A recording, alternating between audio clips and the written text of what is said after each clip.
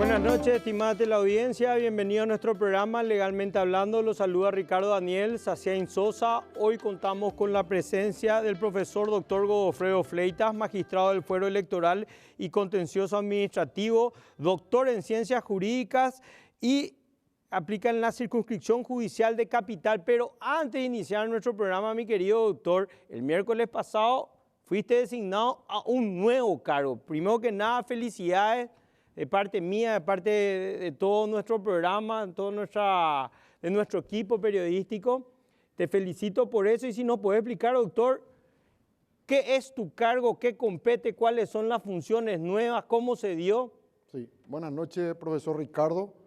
Muy buenas noches a los televidentes. Gracias por la invitación. Sí, así es, profesor. El miércoles pasado la Corte Suprema de Justicia, por unanimidad, me designó para ocupar el cargo de miembro del Tribunal Electoral de la Capital. Actualmente, hasta un día antes, estuve ejerciendo el cargo de miembro del Tribunal Electoral en las circunscripciones judiciales de Misiones y Ñeembucú. Agradezco al Departamento de Misiones, al Departamento de Ñeembucú, por mi permanencia ahí, por prestar un servicio a ambos departamentos. Ahora me traslado aquí en la ciudad capital. Mañana presto juramento ante la Corte Suprema de Justicia y ya asumo el cargo ante la circunscripción judicial de la capital. La diferencia entre uno u otro tribunal, el Tribunal Electoral de la Capital tiene una competencia nacional, aparte también tiene competencia departamentales. La ciudad de Asunción es considerado en el contexto electoral como un distrito electoral o un colegio electoral.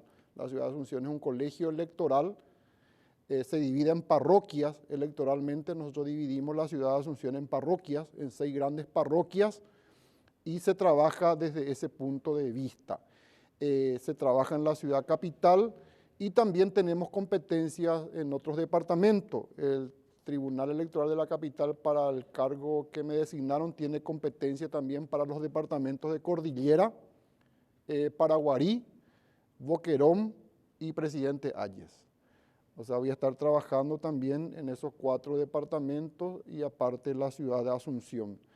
El Tribunal Electoral de la Capital, como te estaba señalando, profesor, tiene una competencia nacional porque por ante el Tribunal Electoral de la Capital se inscriben las candidaturas nacionales, las candidaturas departamentales y también en la capital de la República, que es Asunción, tienen asiento legal las agrupaciones políticas que participan de un proceso electoral. Y el trabajo es más amplio, es más intenso, así que agradezco a la Corte Suprema de Justicia, a los señores ministros y también a los ministros del Tribunal Superior de Justicia Electoral que confiaron en mi trabajo y voy a honrar de la misma forma como vine honrando en Ñeembucú y en Misiones, voy a hacerlo también aquí en Capital a partir de mañana.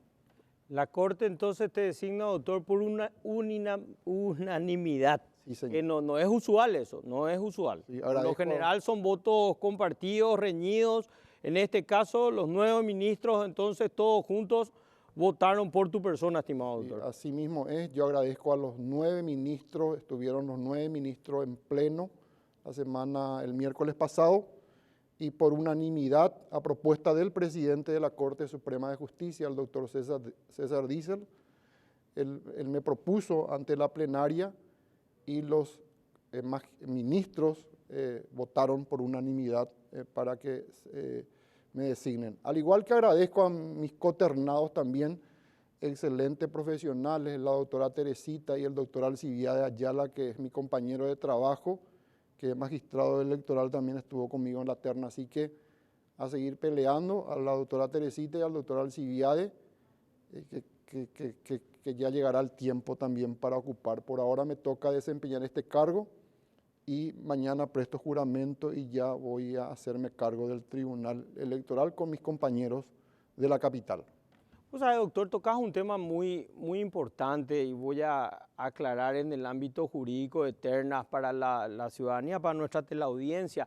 Muchas veces las ternas que están elaboradas y construidas por 3 profesionales, muchas veces los 3 profesionales son buenísimos profesionales, de primera. En muchas ternas pasa eso y uno puede pensar, no, se le eligió a él y los otros no eran tan buenos. Muchas veces la mayoría de las ternas realmente están conformadas por gente excelente. Recuerden que son los 3 mejores de todos los que se presentaron y como vos bien dijiste, doctor, a veces uno gana por mayor antigüedad, por ese trajín de trabajo que tiene anterior a las otras personas, pero eso no implica, estimate la audiencia, que los otros coternados no eran buenos. Sí, eso quiero aclarar. Gracias, profesor, y quiero aclarar. Te felicito. Yo le respeto y le agradezco. Yo a la doctora Teresita no le conozco, me dijeron que es una fiscal del fuero penal, pero me dijeron que es una buena profesional que entró en terna. Y también al doctor Alcibiades Ayala, mi compañero de trabajo desde el inicio de la justicia electoral. Es magistrado en el departamento de Amambay y ahora está interinando el departamento de presidente Aya, así que buenísimo profesional. Y como usted dice, profesor, hoy en día es muy difícil tanto para el Consejo de la Magistratura conformar las ternas y a la Corte Suprema de Justicia elegir, porque todo lo que remiten desde el Consejo de la Magistratura son buenos candidatos y buenos profesionales. Así que fuerza, doctora Alcibiades, fuerza, doctora Teresita, y seguimos. Este es un proceso que sigue, ¿verdad? Ahora me toca a mí desempeñar este cargo y la Corte confió en mi persona, en mi trayectoria, así como también el Tribunal Superior de Justicia Electoral, porque aquí el que define también de alguna manera es el Tribunal Superior de Justicia Electoral por el trabajo que uno, y por el compromiso y por el trabajo que uno tiene que hacer al frente del fuero electoral. Profesor Ricardo, el fuero electoral es un fuero especialísimo, necesita del trabajo, del 100% de trabajo, 24 horas prácticamente los 7 días a la semana. Se vienen compromisos muy importantes desde el punto de vista electoral a nivel local y nacional. Tenemos las próximas elecciones municipales, pero antes de ello tenemos las internas de las agrupaciones políticas, donde también la justicia colabora, participa y fiscaliza el proceso de las agrupaciones políticas, partidos, movimientos, agrupaciones y alianzas. Así que se vienen eventos muy importantes a nivel nacional en las próximas elecciones y un trabajo que nos espera con un nuevo sistema electoral que estamos trabajando ya desde el año 2020-2021, que es el desbloqueo de lista, el voto preferencial y las máquinas de votación, que vamos a continuar con ese sistema y requiere un trabajo comprometido, porque el trabajo del juez electoral, profesor, no es un trabajo de despacho y de oficina. Nosotros los magistrados no es que estamos en nuestra oficina firmando expedientes, muy pocos son los expedientes o los casos que se judicializan. El trabajo del magistrado electoral es un trabajo más de logística, de cancha. Nuestra función es de participación, de cooperación, de educación cívica, de un trabajo permanente que el juez tiene que estar o el magistrado tiene que estar afuera, tiene que trabajar con la gente, tiene que trabajar con la ciudadanía, tiene que trabajar con los partidos, con los movimientos, con los medios de comunicación. Nuestro aliado fundamental, y yo agradezco tu invitación, profesor, para que se conozca el fuero electoral, nuestro aliado son los medios de comunicación. A mí me ayudó mucho y quiero agradecer al departamento de Ñembucú y de Misiones, porque a mí la prensa me ayudó mucho, porque tuvimos que ejercitar el ejercicio del voto preferencial y las máquinas con la pandemia. Y nuestros aliados fueron los medios para que le lleguemos al ciudadano en el último rincón a los efectos de enseñarle, de capacitarle en el uso de las máquinas de votación que estábamos inaugurando y se nos vino la pandemia encima. Así que agradezco a tu programa, profesor, y por esta invitación de conversar de un tema que a mí me apasiona, que es el ámbito electoral. No, un gusto, mi querido doctor, siempre tenerte. Doctor, antes de pasar nuestra entrevista de manera particular para quitarme el desconocimiento o ignorancia, ¿tus funciones siguen siendo las mismas o variaron ya que el cargo es a nivel nacional? Van a ser las mismas en esencia. En esencia va a ser lo mismo que estaba desempeñando, solamente que ahora voy a tener una competencia nacional. Esa es la diferencia fundamental en la función. Fundamental, ¿por qué? Porque los tribunales electorales de la capital tienen competencia nacional, profesor Ricardo, porque justamente Asunción, que es capital de la República y donde funciona la sede central de la justicia electoral y donde están asentados los tribunales electorales de la capital, tienen competencia nacional. ¿Por qué? Porque aquí están asentados los partidos, movimientos y concertaciones que trabajan a nivel nacional. De aquí parte todo el trabajo para toda la República del Paraguay, para los 17 departamentos y para los 263 municipios. O sea, prácticamente nosotros vamos a trabajar de forma coordinada y vamos a ser un equipo donde vamos a trabajar desde capital con todos los colegas a nivel nacional para sacar y llevar adelante un buen proceso electoral, en este caso las internas que se van a realizar en junio del año 2026 y las generales municipales en octubre del año 2026. Entonces, o sea, contestando a tu pregunta, nuestra competencia ahora va a ser nacional. ¿Por qué? Porque el tribunal tiene su sede aquí en la capital y el trabajo es a nivel nacional. Totalmente, yo recuerdo que tuvimos el gusto de tenerlo en aquel entonces al presidente del Tribunal de Justicia Electoral, el doctor Bogarín, que incluso trajo una máquina y enseñamos en vivo cómo hacer las votaciones. El tema electoral, estimada la audiencia, es muy importante porque nosotros decidimos a las autoridades que nos van a representar por periodos de 5 años, son periodos largos y cada uno tiene la autoridad que merece. Por lo tanto, el voto, recordemos que es una obligación, un deber y un derecho. Pero, mi querido doctor, acá todo lo que es electoral siempre va a tener un espacio muy importante porque es de suma relevancia que nosotros los ciudadanos entendamos que reside el poder en nosotros y nosotros damos ese poder en representación al candidato que votamos. Así mismo, el pueblo es que ejerce la soberanía a través del voto, ¿verdad? Y el pueblo es el que elige a sus representantes. Y nosotros que estamos ahora en ejercicio de esa función tenemos que honrar esa representación y cumplir ese compromiso que es para la gente. Así es un servicio, el trabajo, y quiero cerrar con eso, el trabajo que hace el magistrado es un servicio cívico electoral a la ciudadanía. Ese es el rol más importante del magistrado electoral. Así es, mi querido doctor. Pero como siempre estamos en el mundo del derecho, mi querido doctor, te invité para hacer una entrevista sobre las elecciones de representantes docentes de las facultades de Derecho de las Universidades Nacionales del Paraguay. Porque ya son unas elecciones que se vienen. ¿Cuándo serían, mi querido doctor? Sí, profesor, las elecciones se van a realizar el viernes 4 de julio del año 2025. Ahora, el viernes 4 de julio, los docentes escalafonados de todas las facultades de Derecho de las Universidades Nacionales del Paraguay, en total tenemos 7 facultades de Derecho de las Universidades Nacionales. Tenemos la Universidad Nacional de Asunción, la Universidad Nacional del Este, la Universidad Nacional de Caguazú, Universidad Nacional de Canindeyú, Universidad Nacional de Pilar, Universidad Nacional de Villarrica del Espíritu Santo y me falta una, Universidad Nacional de Itapúa.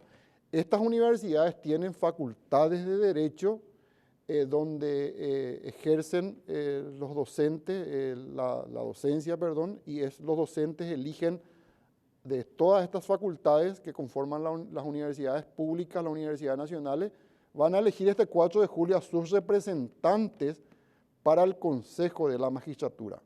Profesor Ricardo, el Consejo, según el diseño de nuestra Constitución, está integrado por 2 docentes, uno que proviene de las universidades nacionales y otro docente que proviene de las universidades privadas. Entonces, en este momento le toca ejercer el derecho al sufragio a los docentes de las universidades nacionales. Se van a realizar las elecciones este viernes 4 de julio del año 2025 a partir de las 14 horas hasta las 20 horas en todos los locales de las facultades de Derecho, sede central. Eso es importante aclarar que se va a votar en la sede central de la Facultad de Derecho. Un ejemplo, la Universidad Nacional de Asunción, la Facultad de Derecho, tiene su sede central en Asunción, se va a votar en la ciudad de Asunción, pero la Facultad de Derecho también tiene filiales en el interior. En las filiales no se van a votar, no se va a habilitar locales de votación, se va a centralizar las elecciones en cada sede central. O sea, los docentes de la Facultad de Derecho de la UNA va a votar en su sede central. Pero acá tenemos una particularidad que es un padrón unificado, profesor.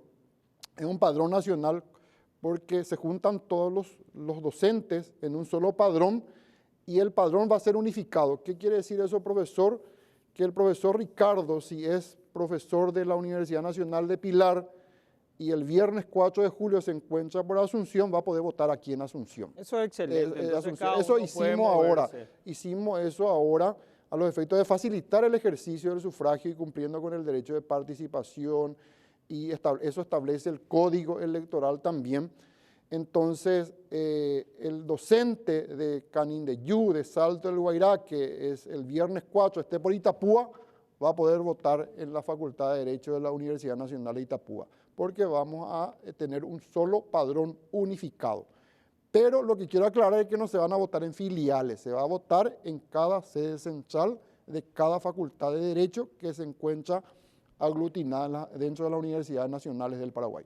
Eso es importantísimo. Mi querido doctor, debemos ir a la pausa, pero ya volvemos.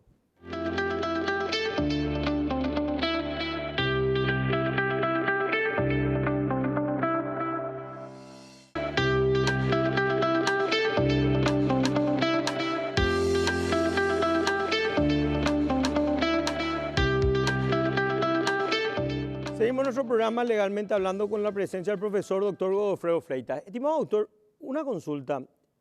Bueno, ahora en octubre, hace no mucho, fueron las elecciones de las universidades privadas, sus representantes docentes, donde ganó el doctor César Ruffinelli, mi par, el par titular, y yo como suplente ante el Consejo. Saludo al doctor César Ruffinelli, dicho sea, que siempre me acuerdo muy bien de él.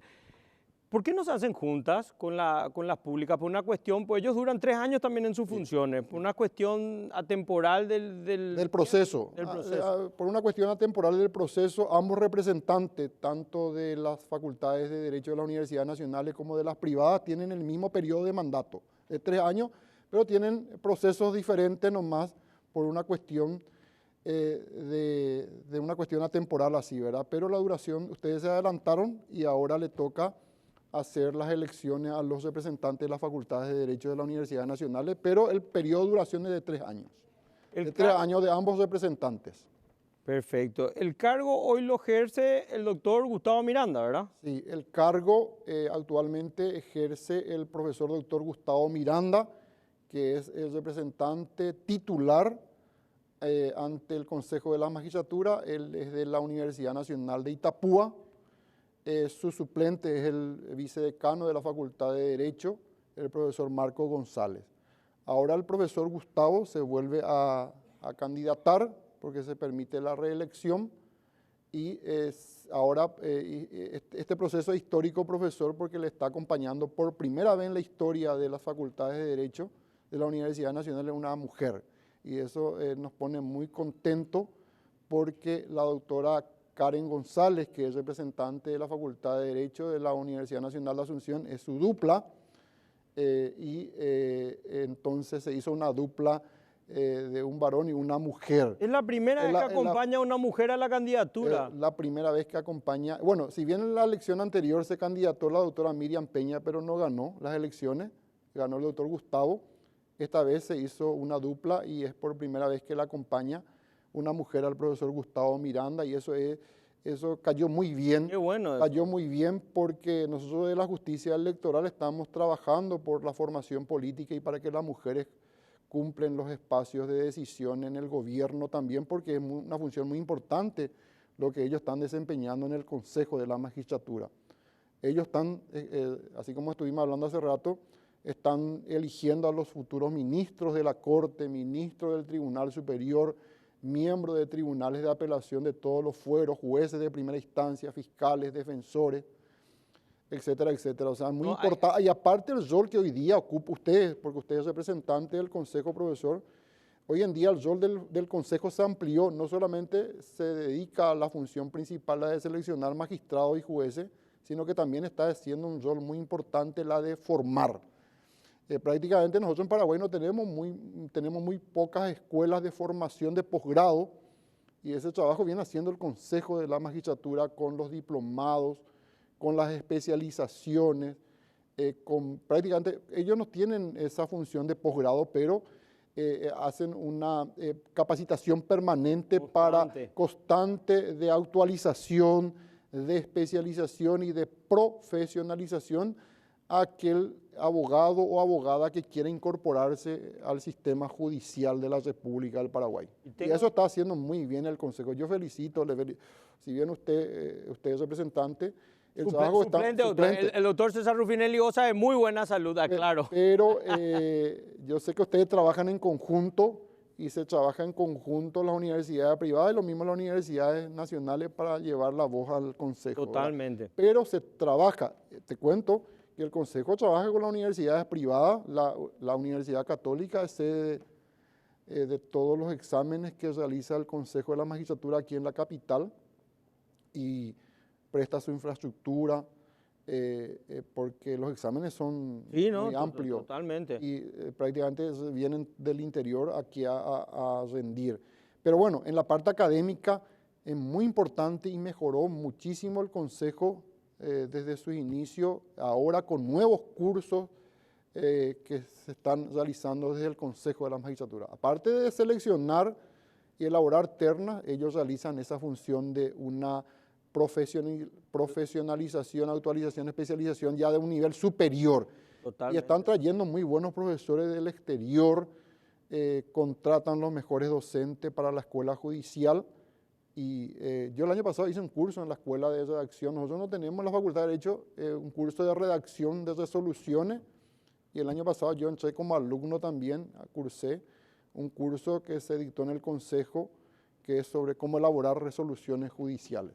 No, la escuela judicial funciona de una manera espectacular. Tenemos la suerte de tener una persona más que idónea también al frente, lo que hace importante. Tengo entendido que la mayoría de los cursos son de manera gratuita también, o por lo menos se paga muy poco. Se paga muy poco. Hay una matrícula. Como subsidiado, por así decirlo. Así. Yo destaco la labor del doctor profesor Gustavo Miranda. Hay una realidad, yo lo vengo siguiendo, lo sigo en redes, es una persona a la cual conozco, vino al programa en más de una ocasión, o sea, él está haciendo un trabajo también fenomenal. Es un profesor de primer nivel que tiene la Universidad Nacional y que nos representa a todas las facultades en el Consejo de la Magistratura. Es por ello que el compromiso otra vez que le dimos, porque yo también soy docente, le dimos otra vez para que pueda estar en el cargo por un periodo más. Y ahora le va a acompañar la doctora Karen González. Excelente, vamos a invitarle a la dupla en algún momento para que nos digan qué tienen como plan de gobierno futuro. Mi querido doctor, ¿cuántos docentes votan? En total están habilitados a nivel nacional, profesor, 915 docentes. 915. Cada facultad, profesor, elabora su padrón. Sí. De acuerdo a sus docentes. La ley que regula las elecciones del Consejo de la Magistratura y de los docentes, la ley 296 del año 1994, que establece el procedimiento de elección. Y ahí establece que cada consejo directivo es el que elabora el padrón definitivo de cada unidad académica y eso se remite. Esta elección organiza una asociación y es toda una novedad, profesor, porque aparte de esa unidad que existe tanto en las universidades privadas también como en las universidades públicas, se formó una asociación de decanos donde ellos están organizando las elecciones. Tienen un tribunal electoral de primer nivel, tienen un reglamento electoral ajustado a la Constitución y a las normas electorales. Eso te iba a preguntar, doctor, ¿cuál es el sistema electoral? Sí, el sistema electoral es el sistema nominal, ¿verdad? No es por lista, es sistema nominal. En este caso solamente se inscribió una dupla, la del doctor Miranda, del profesor Gustavo Miranda y la doctora Karen González. No se presentó otra dupla para competir, pero igual se tiene que votar. El docente tiene que ejercer su derecho al voto el 4 de julio. Están habilitados 915 docentes a nivel nacional, docentes escalafonados. Si bien las facultades tienen más docentes, solamente participan de esta elección los que están escalafonados, a partir de docente asistente, docente adjunto y docente titular de cátedra son los que ejercen el derecho al voto. Mi querido Los doctor, auxiliares sí. los auxiliares y los encargados de cátedra no votan. Doctor, ¿y cómo prevemos la jornada electoral, la proclamación? ¿Cómo va a ser el día? Si nos podés anticipar algo, ¿cómo se haría? Sí, el Tribunal Electoral está conformado por los 7 decanos Ok. de las facultades de Derecho, Las siete de las sedes. 7 sedes. Entonces, cada decano va a ser el delegado electoral en su propia facultad. Ellos van a estar aquí un día antes de las elecciones, que es el 3 de julio, van a retirar todos los útiles electorales porque el tribunal funciona aquí en Capital, el Tribunal Electoral funciona en la ciudad de Asunción, los decanos van a venir todos, un día antes van a retirar todos los útiles y materiales electorales. Ellos fueron designados por el Tribunal Electoral como delegados electorales, que es lo que van a ir a habilitar la mesa el 4 de julio a partir de las 14 horas. O sea, a las 14 empieza la votación, pero por resolución y por reglamento, los miembros de mesa y con el delegado ya tienen que estar en cada local a las 13 horas para armar la mesa. La mesa se constituye con un presidente de mesa, 2 vocales, un veedor, un apoderado y el delegado electoral. Todos docentes escalafonados, los integrantes de la mesa. Y se habilita el delegado electoral, que es el decano de esa facultad. En el caso del doctor Miranda, como es candidato, él no va a ejercer esa función. El vicedecano de la Universidad Nacional de Itapúa, el que está designado, el doctor Blas Ramírez, él es el que tiene que venir, retira los útiles de aquí de Asunción, ya se traslada al día siguiente para la instalación de la mesa y la jornada electoral propiamente dicha. Terminada la jornada electoral, que es a las 20 horas, se hace el cómputo y escrutinio, la mesa realiza el cómputo, el escrutinio, los resultados elabora la mesa y eso le pasa al decano. El decano, nosotros establecimos un sistema de transmisión, el decano automáticamente terminada la jornada comunica el resultado con las documentaciones al Tribunal Electoral y ese mismo día se hace el juzgamiento y la proclamación de los electos. Ese mismo día, el 4. El mismo día. El mismo día. Seguramente vamos a terminar 9:30, 21:30, 22 horas de la noche de ese 4 de julio, la jornada, ya con la proclamación de los resultados y de los electos. Y eso después se remite al Senado. El Tribunal Electoral al día siguiente sesiona, aprueban los resultados definitivos y remite los ganadores, la resolución que proclama a los ganadores a la honorable Cámara de Senadores y la Cámara, se ingresa en la Cámara de Senadores los resultados y la proclamación y la Cámara es la que convoca para el juramento de los electos. Pero la Cámara de Senadores solamente ratifica nomás ahí, o sea, no tiene otra función más que decir, acá está, me dan las elecciones, ratifico, genial, que se hizo todo bien, todo fue transparente. Así mismo, o sea, lo que hace el Senado, lo que sale ya del tribunal es la proclamación definitiva. Ok. La proclamación, lo que el Senado establece es de convocarle al electo para que preste juramento a los efectos de asumir el cargo. Perfecto. Y en el ámbito de transparencia, mi querido doctor, para la ciudadanía que siempre quiere escuchar qué previmos en el ámbito de transparencia para saber de que todas elecciones en este país son totalmente transparentes. Sí, desde el inicio mismo los docentes estuvieron en conocimiento del proceso electoral. Ellos elaboraron sus propios padrones, o sea, el tribunal se encargó de dictar el reglamento electoral. Para cada proceso se dicta un nuevo reglamento, un nuevo cronograma, y eso se circulariza a través de los decanos, que son los miembros del tribunal en cada facultad, y los padrones, por ejemplo, el periodo de taches y reclamos, el prepadrón estuvo publicado en los tableros de cada facultad, nosotros eso controlamos.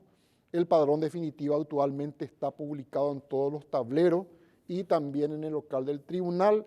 Hay grupos de WhatsApp, también esto se publicó por los medios de comunicación, prensa escrita. La ley del Consejo de la Magistratura establece que todas las actuaciones del tribunal tienen que ser publicados en 2 diarios de gran circulación nacional. Cuando se hizo la ley en el 94, hoy en día tenemos las redes sociales que también sirven de complemento y de ayuda muy importante porque tenemos grupos de WhatsApp y de todas las redes sociales donde se van publicando todas las resoluciones que tienen que ver con el proceso electoral. O sea, los 915 docentes están bien informados de todo el proceso electoral y ya estamos a la espera del día de las elecciones. O sea que podemos hablar del 1000% de transparencia en este proceso electoral. Así mismo, no hubo ninguna queja, impugnaciones, protesta, nada. El proceso está controlado por apoderados de los candidatos y no hubo ningún problema, ningún incidente hasta hoy. Estamos esperando esta última semana ya para la parte logística, ya que tiene que ver con los útiles, materiales, la distribución. Y nos queda hacer una capacitación, y eso quiero aprovechar tu medio. Favor, el 3 de julio, los miembros de mesa van a tener una capacitación virtual. Eso vamos a establecer con cada decano. Vamos a tener una capacitación a todos los docentes que van a cumplir en las 7 facultades la función de presidente, vocales y veedores. Así que aprovecho ya. Los decanos ya nos emitieron la lista de los docentes, eso va a salir una resolución y el 3 de julio vamos a tener una capacitación a nivel nacional para practicar las funciones de los mesarios. Mi querido doctor, un mensaje para tu padrón electoral de 915 docentes. Sí, que participen, que es una función muy importante lo que vamos a estar ejerciendo. El 4, que es elegir a nuestros representantes ante el Consejo de la Magistratura. El Consejo de la Magistratura cumplió ahora, el 20 de junio, 33 años de vigencia en el sistema jurídico nacional. La encargada, el órgano encargado de seleccionar a jueces y magistrados fiscales.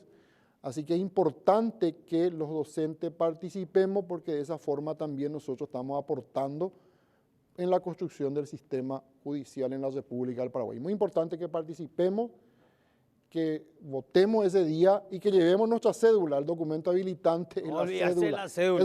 Ese es el mensaje más importante, es el mensaje importante, no olvidarse de la cédula. La cédula es el documento que nos va a habilitar, aunque se encuentre vencida la cédula, tenemos que llegar al local de nuestra facultad el viernes con la cédula para ejercer el derecho al voto. Excelente, mi querido doctor. Muchas gracias por haber compartido con nosotros hoy. Gracias, profesor. Muchísimas gracias por la invitación. Debemos ir a la pausa. Ya volvemos con José Mongelós, la voz paraguaya que recorre el mundo.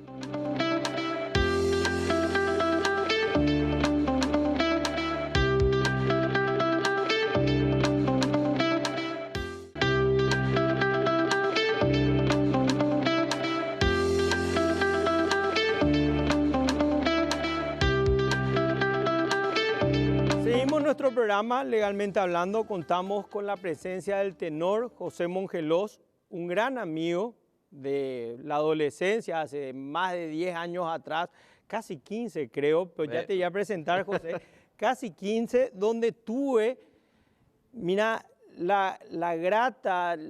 tuvimos tertulias musicales con grandes amigos de hace muchos años, la señora Ana Cabello, Víctor Morales, el artista y abogado Víctor Beckerman, la escribana Gilda Céspedes, nuestro rector Sergio Duarte, gran concertista de piano igual que Víctor Morales, también mi tía la escribana Ánima Barrail, que pasamos momentos... La ministra Liliana Alcaraz. Liliana Alcaraz también, la ministra de CEPRELA, Lili, sí, totalmente. Que, mira, en ese momento eran todos concertistas y José era una persona que no arrancaba, ya estaba muy bien posicionada, pero hoy en día es la voz paraguaya que recorre el mundo y me salgo totalmente de la temática de derecho, pues siempre digo, este es un programa didáctico y es un programa que habla de lo bueno en el mundo del derecho, pero también al tener un artista de reconocimiento internacional es muy importante que nosotros compartamos esos éxitos y realmente que la ciudadanía, porque hoy vamos a disfrutar de un concierto en vivo, estimada teleaudiencia, pueda disfrutar de la materia prima paraguaya, como digo yo. Estimado José, ¿cómo estás? Ricardo, ¿cómo estás? Un gusto estar acá contigo. Un honor haber sido invitado a este tan reconocido programa que sigo hace mucho. Me encanta el tema también. Y podemos hablar de un poco de derecho musical, si quieres. No, mentira, no soy abogado, pero nada, es un tema apasionante y que a mí me apasiona también. No, totalmente. Estimado José, quiero que nos cuentes a nuestra teleaudiencia cómo arranca tu historia en la música, cómo se da que vayas a estar en escenarios en Nueva York, que estés en escenarios en Berlín, o sea, ¿cómo fue? ¿Cómo se da? Y sobre todo, contar tu trayectoria de manera humana, porque va a haber muchas personas jóvenes que quieran seguir tus pasos para que escuchen ellos de primera mano cómo fue, cómo se da. Fue algo realmente bastante orgánico, natural. El canto en mi vida fue desde antes de hablar, yo ya cantaba. Me cuentan mis padres, digamos, mi papá venía del trabajo con la guitarra, cantábamos juntos, o sea, fue algo muy natural desde muy chico. Y bueno, y después a medida que fue pasando el tiempo fui pidiendo de estudiar música, estudiar canto, eso se dio. Y ahí conocí, digamos, un camino posible para ser cantante profesional, porque desde chico yo me daba cuenta que, no sé, ser un Luis Miguel o ser un cantante popular no me parecía algo factible. Pero al conocer, digamos, la ópera, el teatro musical, dije, no, espera un poco, acá sí hay un factor laboral donde yo puedo, digamos, dedicarme seriamente y aspirar seriamente a dedicarme a eso profesionalmente y que sea, digamos, mi actividad profesional principal. Cuando uno tiene 12, 13, 14, 15 años, Claro. uno empieza a pensar en eso, ¿verdad? ¿Qué voy a estudiar? ¿Qué voy a hacer en la facultad? Y ahí fue en ese momento que yo empecé a estudiar seriamente canto y dije, no, este es un camino posible y factible, porque tampoco yo quería entrar en un camino que sea una utopía o que sea algo imposible, ¿verdad? Bueno, ¿por qué pasa, José? Ahí hay que dar un mensaje fuerte, sobre todo para los jóvenes que, como vos decís, tienen ahora 13, 14 años y quieren emular tu carrera de tenor profesional, o sea, de ser un cantante profesional. Sí. ¿Qué mensaje le podemos dar a esos niños? O sea, esa voz de esperanza sí se puede. Totalmente, totalmente. Se puede con seriedad, con inteligencia, ¿verdad? Hay que también conocerse a uno mismo, ver cuáles son las aptitudes que uno tiene. Igual el mundo en el que vivimos hoy es un mundo muy diferente al que yo vivía hoy, con las redes sociales, con YouTube, con TikTok. Yo creo que es más fácil hoy con exactamente, eso. O sea, más fácil es más difícil al mismo tiempo, porque hay mucho más oferta, pero también tenés la oportunidad de que realmente si tenés un talento muy alto y tenés realmente algo que mostrar al mundo, el mundo te va a ver, ¿verdad? Pero también democratiza mucho el mercado, en el sentido de que si no sos bueno realmente no hay chances de que llegue, ¿verdad? O sea, el público y el mercado es muy, muy crudo, entonces tenés que ser muy bueno para que la gente te dé like o para que te vea, ¿verdad? Entonces eso tiene su pro y su contra. Tenés el acceso a que cualquiera puede tener el acceso al mercado global, pero eso también hace que sea algo muy crudo y muy realista de que tenés que ser top, top, top y tener un super nivel o realmente tener algo muy profundo que decir a nivel artístico para que el público te responda, ¿verdad? Claro, pero dentro de toda una ventaja, bueno, hace 15 años atrás, cuando hacíamos los conciertos en la casa de Ana y Víctor, realmente no habían los celulares con cámaras, no había nada que vos puedas levantar en un momento. Conciertos como lo que da Sergio Duarte, nuestro rector de la Americana, o la Tiani Barraile, o sea, eran conciertos impresionantes. Hoy en día vos levantás algo como eso, y como vos decís, evidentemente en un mundo tan competitivo como este, o tenés el talento o no tenés el talento, no tenés con qué darle, en el sentido, o Para existe mí, el talento o no existe. Para mí hay que apuntar siempre a la excelencia, ¿verdad? Porque de repente se apunta mucho a ser famoso o a estar o a ser visto en las redes, pero no realmente a cultivar el talento y a mostrar el talento. Entonces, mi mensaje para los jóvenes es enfóquense en el talento, enfóquense en el mensaje artístico, También yo siempre digo, no, el escenario no es un lugar donde cualquiera se puede subir. El escenario es un lugar sagrado y es un lugar que hay que merecer para estar ahí y uno tiene que tener algo que decir para merecer estar ahí. No es que porque hoy por hoy hay de repente espacios donde cualquiera sube y parece como que es un juego y no es un juego. El escenario tiene que ser respetado. Entonces los jóvenes tienen que entender que subir a un escenario es sagrado y hay que respetar y hay que respetarse, ¿verdad? Entonces, encontrar el talento y fomentar eso. Y después ver cómo responde el público, cómo responde la gente. Y al final el público manda. Si al público le gusta, ¿verdad? De repente en la música clásica tenemos mucho ese esnovismo de decir, no, la música clásica es mejor, el reggaetón no vale nada, la música urbana es de menos calidad. Y yo no estoy a favor de eso, ¿verdad? Me parece que cuando el público dice, esto me gusta, eso es lo que hay que hacer. Totalmente. ¿Y cuál fue la sensación como paraguayo, estar en un escenario como en Nueva York, en Berlín? O sea, ¿cuál es la experiencia? Contanos cuál fue tu experiencia, ¿qué se siente? Bueno, la experiencia es muy gratificante, obviamente. Yo siempre que voy a los escenarios internacionales, al margen de hacer alguna obra clásica, o ópera, o concierto, lo que sea, siempre trato de hacer también música paraguaya, que es lo que más me gusta hacer en el exterior. Y realmente el 100% de la gente se queda maravillado, le encanta la música paraguaya. Y bueno, para no ir lejos, acabo de volver ahora de Alemania, del Bachfest de Leipzig, que es el festival más importante del compositor Johann Sebastian Bach. Y Explica que para toda nuestra teleaudiencia. Johann Sebastian Bach es uno de los compositores más importantes de la historia. Se escribe B larga ACH, Bach. Mucha gente ha de conocer, sí, también habrá escuchado o pueden buscar, digamos, en las redes. Y volvimos de ahí, hicimos un proyecto de mezclar la música paraguaya con la música de Bach, ¿verdad? Pedido por el festival. Y fue un éxito total, les encantó. Y fue un proyecto maravilloso que hicimos con el maestro Diego Sánchez Hace y con el clarinetista Enrique Ríos. También les mando un saludo y fue maravilloso, ¿verdad? No, pues importantísimo porque es una forma de exportar la marca paraguaya. Es una forma de darnos reconocimiento. O sea, no, es como, retrocediendo al tiempo, por así decirlo, como un Gardel. Totalmente. O sea, nosotros tenemos que fomentar lo que es paraguayo, creo yo creo en la marca país, yo creo en Paraguay. Sí. Entonces, gente como vos motiva a otras personas que están queriendo transitar por ese camino. O sea, imagínate, de estar en un concierto como ese, o sea, continúa, discúlpame que te... Te decía que me parece tan importante recalcar que hay que deconstruir un poco también la idea de que solamente podemos exportar arpa o solamente podemos exportar galoperas que bailan con el cántaro, que me encantan ambas expresiones, pero también podemos exportar música clásica, también podemos exportar un tenor, también podemos exportar un pianista, también podemos exportar películas que no sean bélicas o solamente hablen del campo. O sea, podemos exportar muchas cosas, que la marca Paraguay no es solamente eso, ¿verdad? Entonces eso también es lo que estamos tratando de impulsar, donde llevamos, por supuesto, la guarania con el mayor de los orgullos y que es una de las cosas que más me gusta cantar, pero no lo hacemos con guitarra y con arpa, lo hacemos con piano y clarinete, por ejemplo. Entonces vamos cambiando los formatos para que también en otros países tengan el acceso no solamente a ver lo tradicional, sino también otras formas de expresar lo que es nuestra paraguayidad, porque también es paraguayidad cantar en guaraní con un piano y un clarinete, ¿verdad? Mira, para todo esto no hay palabras para describir el talento de José, entonces le pido a la gente de producción, por favor, si nos puede poner, porque este programa, señores, es diferente y nos despedimos, estimada teleaudiencia, con un concierto en vivo. Espero que todos disfruten. Estimado José, el micrófono es tuyo. Gracias. Y el escenario también.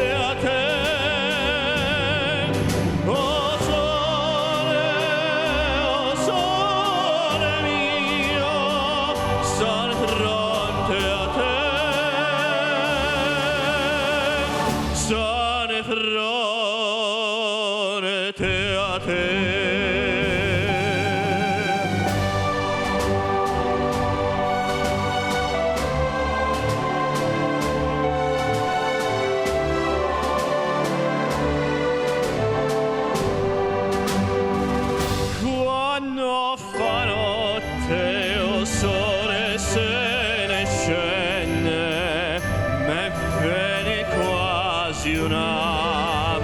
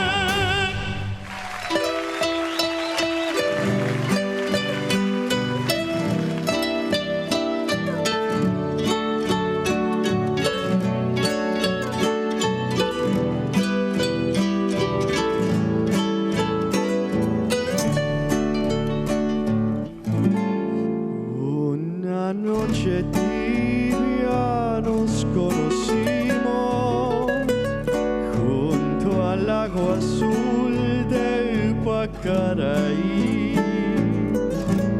Tú cantabas triste por el camino,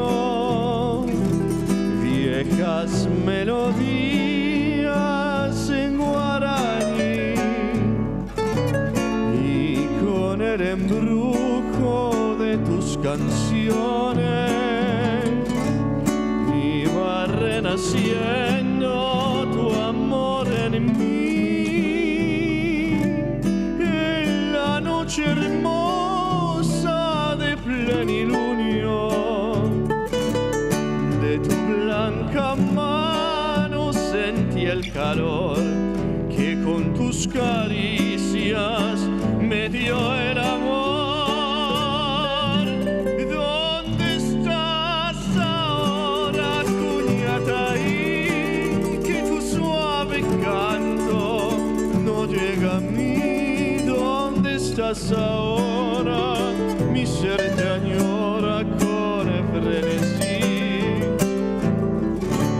Todo te recuerda mi dulce amor junto al agua azul del Pacaraí. Todo te recuerda, mi amor te espera. Coña.